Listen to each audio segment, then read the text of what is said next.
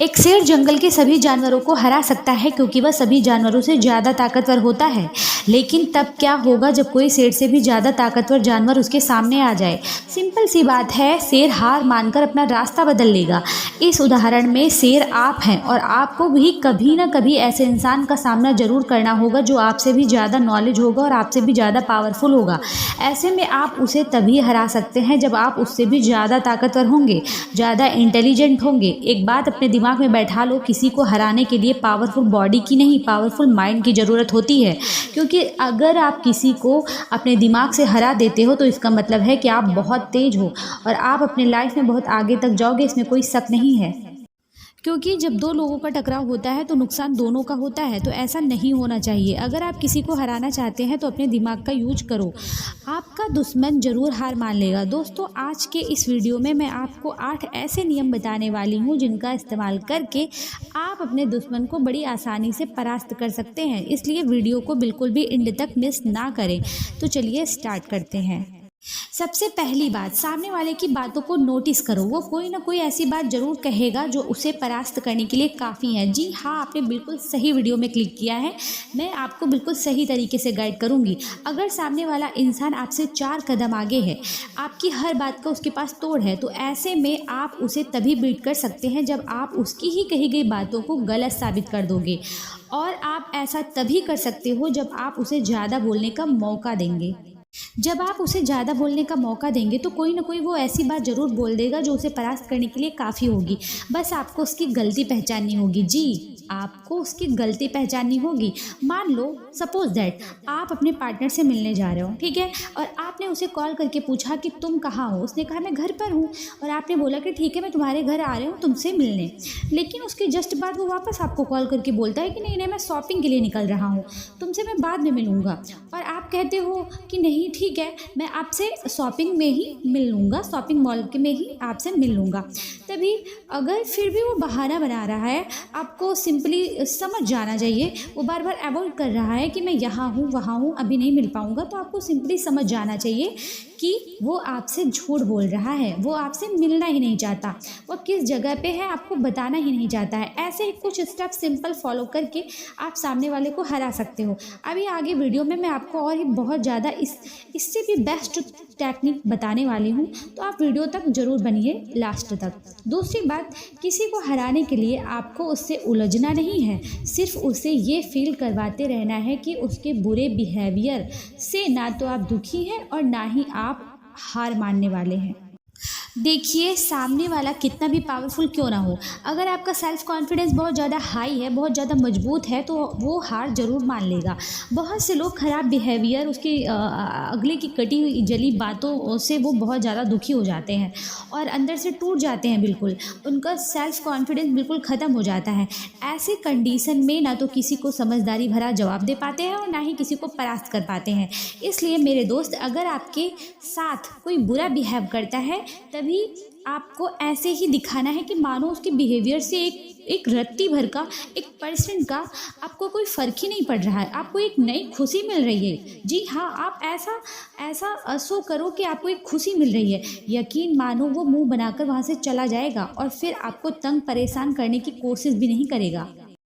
तीसरी बात, किसी मामले में बोलने से पहले आपको उस मैटर के बारे में पूरी डिटेल पता होनी चाहिए, तभी आपको बोलने के लिए आगे आना चाहिए। अदरवाइज आपको शांति का परिचय देना चाहिए। बिल्कुल मैं सही कह रही हूँ, आप सही सुन रहे हैं। अगर आपको किसी भी चीज़ के बारे में पूरा नॉलेज नहीं है, किसी भी मैटर के बारे में पूरी जानकारी नहीं है, तो आपको उस कमेंट करने से, किसी के ऊपर आपको कमेंट करने से बचना चाहिए। आपको उस टाइम शांति का परिचय देना चाहिए।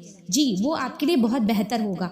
आपने नोटिस किया होगा कि कुछ लोग जितना बोल जाते हैं उतना उनको ज्ञान नहीं होता है, उनको उतना नॉलेज नहीं होता है उनके पास, और बाद में वो लोग गलत साबित हो जाते हैं। तो ऐसा नहीं होना चाहिए। अगर आपके पास उस चीज़ का, उस मैटर की जानकारी नहीं है, तभी आपको उसके बारे में कुछ नहीं कहना चाहिए। अगर आपको जानकारी है उस मैटर के बारे में, किसी भी चीज़ के बारे में बिल्कुल फुल नॉलेज है, आपको उसके बारे में पता है, तभी आप उसके बारे में बताएं लोगों को, और तभी उस चीज़ के बारे में कहना चाहिए जब ज़रूरी हो। अगर ज़रूरी ना हो तो आपके चुप रहने में आपका सबसे ज़्यादा फ़ायदा होता है। देखिए, अच्छा सुनिए, जब आप आप आधी अधूरी नॉलेज के साथ किसी काम को करना शुरू कर देते हैं तो उतनी ही जल्दी वो काम बंद हो जाता है, सिर्फ आपकी वजह से। इसलिए अगली बार अगर आप किसी को बातों में हराना चाहते हैं या किसी को परास्त करना चाहते हैं तो आपको तभी बोलना है जब आपके पास उस चीज़ की परफेक्ट नॉलेज हो पूरी। चौथी बात, चुप रहकर कभी भी अपने दुश्मन को परास्त किया जा सकता है।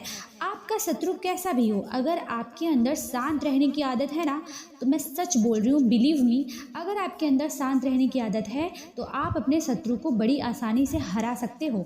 इसमें सबसे मज़े की बात यह है कि ना तो आपको उस इंसान के बारे में कुछ कहना है और ना ही कुछ करना है और ना ही कुछ बोलना है। फिर आपका शत्रु अपने आप ही हार मान लेगा और हार मानकर वो चुपचाप पतली गली से निकल जाएगा। इसलिए मेरे दोस्त, आपका शत्रु कुछ बोलता है तो उससे उलझने की ज़रूरत नहीं है। और कुछ लोग तो ऐसे होते हैं कि हमें टारगेट ही करते हैं, उल्टे सीधे कमेंट पास करते हैं। तो ऐसे में आपको ऐसे लोगों से भी आपको ऐसे ही डील करना है और अपने गुस्से को पूरा कंट्रोल करना है, लेकिन कोई भी उसको रिप्लाई नहीं देना है। देखिए, जब सामने वाले की बातों से आपको कोई फ़र्क ही नहीं पड़ेगा तो सामने वाले को पता चल जाएगा कि आप अंदर से बहुत मजबूत, बहुत स्ट्रांग हैं। जो आपसे पंगा लेगा तो उसे खुद को ही घाटा होगा और वो खुद ब खुद आपसे हार मान लेगा और दूरी बना लेगा।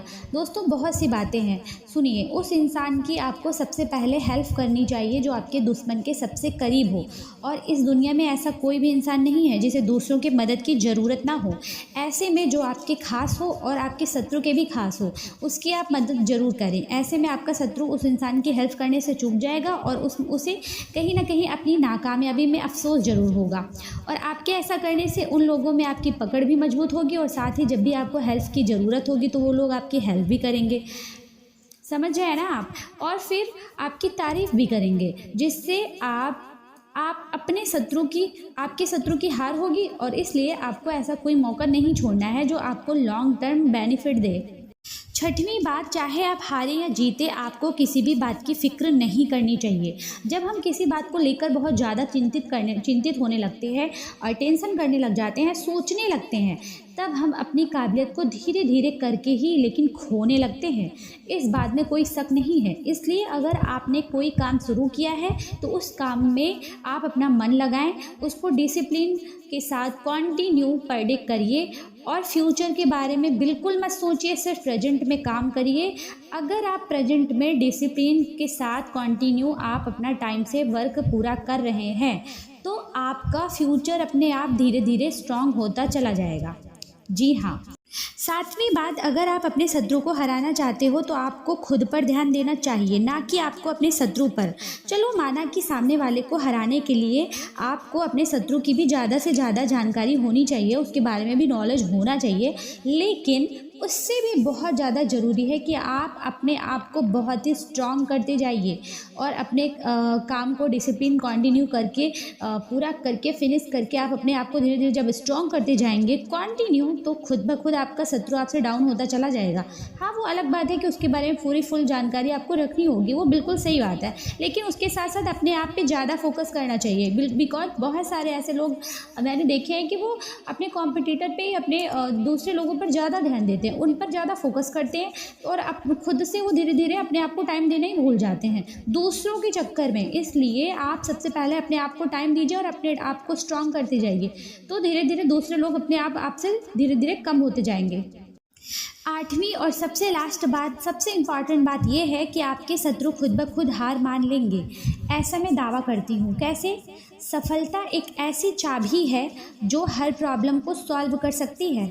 इसलिए दोस्तों, सफल होना बहुत ही ज़रूरी है और सब कुछ छोड़ के इस बात पे ध्यान दो कि अपने आप को सफल कैसे बनाना है, क्योंकि आपकी सफलता ही आपकी सबसे बड़ी जीत होगी।